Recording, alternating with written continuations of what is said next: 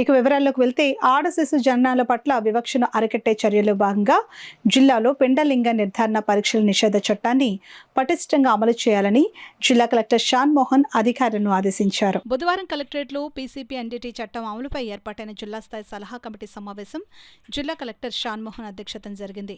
తొలుత గత సమావేశంలో చర్చించిన అంశాలపై తీసుకున్న చర్యలను చర్చించారు. అనంతరం లింగ నిర్ధారణ పరీక్షల రూపుమాపేందుకు ప్రజల్లో విస్తృత అవగాహన కల్పించే నిమిత్తం నూతనంగా ఏర్పాటు చేసిన టోల్ ఫ్రీ నంబర్, వాట్సాప్ నంబర్ల గోడ పత్రికను జిల్లా కలెక్టర్ అధికారులతో కలిసి ఆవిష్కరించారు. ఈ సందర్భంగా జిల్లా కలెక్టర్ షాన్ మోహన్ మాట్లాడుతూ ఆడ శిశు జననాల పట్ల వివక్షను అరికట్టేందుకు అధికారులు కృషి చేయాలని అన్నారు. ఇందుకు సంబంధించి జిల్లాలో పీసీపీ ఎన్డీటీ చట్టాన్ని పటిష్టంగా అమలు చేయాలని ఆయన అధికారులను ఆదేశించారు.